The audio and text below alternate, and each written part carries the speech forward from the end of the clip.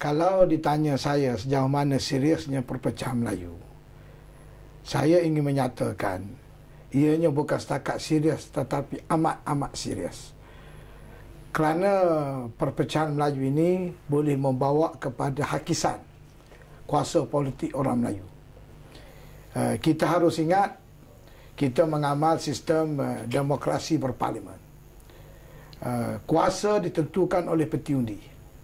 So apabila orang-orang Melayu berpecah, termasuklah kaum Bumiputera yang merupakan bilangan majoriti penduduk di negara ini berpecah, maka walaupun kita majoriti, kita akan hilang kuasa. Kita akan hilang dari segi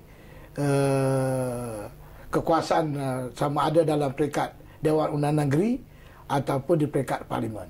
Dan menyikat kembali sejarah pilihan raya ke-12 tahun 2008 apabila berlaku tsunami politik, di mana pertama kali Barisan Nasional yang diteraji oleh UMNO hilang 2/3 majoriti di Parlimen. Kita lihat bagaimana kedudukan orang-orang Melayu terancam, termasuk juga kedudukan Islam sebagai agama resmi persekutuan.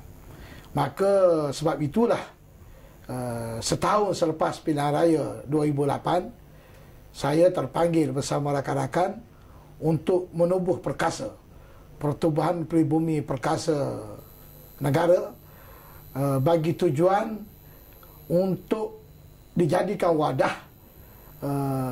menyampaikan mesej kepada umat Melayu supaya kembali bersatu, supaya kembali seperti sedia kala.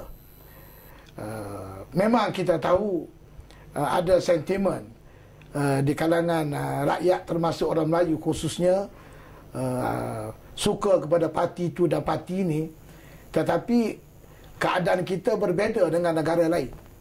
Sebab kita masyarakat majmuk. Bila masyarakat majmuk dan pertaburan penduduk pula tidak begitu seimbang. Walaupun kita kata kita majoriti, tetapi ianya majoriti di Pantai Timur ataupun di utara. Manakala di Malaysia Barat, kita dapati ada negeri-negeri dari segi jumlah penduduk kaum dia seimbang. So bila dia seimbang, apabila orang-orang Melayu berpecah seperti di Melaka, di Selangor contohnya lah, apatah lagi di Pulau Pinang, maka sudah tentu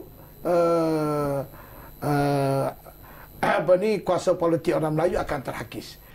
Kerana kuasa politik orang Melayu di negeri-negeri ini bergantung pada UMNO. Jadi tak mungkin PAS boleh mengganti UMNO.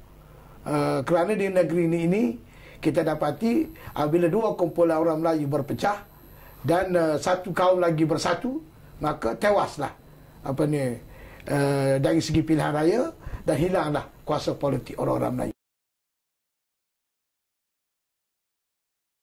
Saya katakan wadah begini sebab sesudah pilihan raya 2008, setahun selepas itu saya tengok ada perubahan yang ketara dari segi hala tuju parti-parti politik yang mewakili orang-orang Melayu. Pertama, kita tahu bahawa orang Melayu diwakili oleh dua pertubuhan parti politik, iaitu UMNO dan PAS. Dan PAS sememangnya pada saya seolah satu mimpi yang tak boleh saya percayai, tapi ianya berlaku dan sudah berlaku, boleh bersekongkol dengan DAP. Maknanya kemarahan PAS di negeri-negeri Malaysia Barat seperti di Selangor, di Perak dan seumpamanya tidak membantu ke arah pengukuhan kuasa politik orang Melayu, tetapi ia menyumbang kepada penghakisan politik orang Melayu, sebab yang dapat untungnya adalah DAP dengan PKR, bukan PAS itu sendiri. Begitu juga dalam aspek UMNO. UMNO pula sesudah tewas dalam pilihan raya sebagai parti yang mengetuai Barisan Nasional, di mana MCA Gerakan kalah teruk. Jadi UMNO sendiri juga mesti berusaha menarik pengundi-pengundi Melayu. Jadi oleh kerana nak tarik undi Melayu, maka isu-isu yang berkaitan dengan kepentingan Melayu begitu sensitif.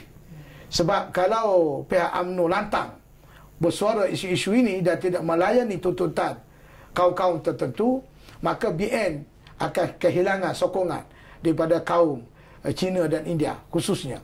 Jadi sebab itu kita tengok banyak yang tewas baru-baru ini. Jadi artinya UMNO sendiri sudah agak tersepit untuk bercakap soal hak Melayu, kepentingan Melayu, kepentingan Bumiputera. Sudah tersepit akibat daripada perubahan senario politik selepas 2008. Manakala PAS pula yang selama ini lantang memperjuangkan Islam dan sebagainya juga bersekongkol dengan DAP dan tidak lagi mampu dan bersuara perkara-perkara yang berkaitan dengan Islam, apatah lagi hal kepentingan Melayu. Jadi seolah-olah kita dah tersepit. Jadi tidak ada parti politik yang mewakili orang Melayu lantang ataupun berani bangkit mempertahankan hak kita orang Melayu yang terjamin dalam perlembagaan, ataupun paling tidak mempertahankan dasar-dasar kebangsaan. Dasar-dasar kebangsaan ini maknanya juga untuk kepentingan kaum-kaum lain. Dasar-dasar pelajaran kebangsaan, dasar afirmatif dari segi ekonomi untuk menolong kaum Melayu dan Bumiputera. Jadi mereka tidak mampu lagi. Mereka sudah nampak terikat sebab mereka bimbang macam PAS untuk nak mendapat sokongan orang-orang Cina. UMNO Barisan Nasional juga takut kehilangan undi-undi orang Cina dan India. Di sinilah berlakunya vacuum, iaitu kekosongan yang amat ketara. Tidak ada pertubuhan Melayu yang berani ke depan bercakap isu-isu yang berkaitan dengan kepentingan orang Melayu, kaum Bumiputera ataupun kepentingan kedudukan Islam sebagai agama resmi persekutuan. Jadi sebab itulah perkasa di tubuh. Manakala lain-lain kaum kita lihat, selain daripada mereka ada MCA dalam Barisan Nasional, Gerakan dalam Barisan Nasional, mereka ada DAP di luar sebagai parti pembangkang yang chauvinis ini. Kemudian kita lihat tidak sedikit pertubuhan NGO yang mewakili kaum-kaum ini, termasuklah Zondong, Sekiu ataupun Hidraf yang mewakili kaum India, walaupun ianya pertubuhan yang sudah diharamkan. Begitu agresif dan begitu resis, mereka mempersoalkan banyak perkara, termasuklah mempertikaikan asas perlembagaan, mau dia dirombakkan semua sekali, dan melupakan sejarah social contract yang dicapai sebelum ini sewaktu kita mencapai kemerdekaan. Jadi mewakili orang Melayu tidak ada pertubuhan seumpama. Walaupun kita banyak ada NGO, tetapi NGO yang wujud mewakili orang Melayu selama ini tidak berfungsi dan tidak berperanan dan tidak selantang seperti Donzong ataupun Hidraf.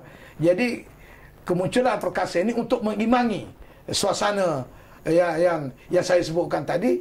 Maka sekarang ini dengan adanya perkasa, kita tidak terikat dengan mana-mana pihak untuk bercakap soal kepentingan orang Melayu, kepentingan Islam, mempertahankan institusi raja, apatah lagi bertindak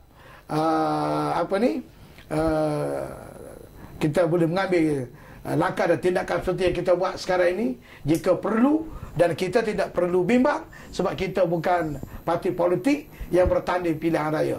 Jadi maknanya tidak timbul soal nak menarik undi. Betul saya orang politik, saya juga ahli parlimen, terjejas atau tidak itu soal lain dari segi undi.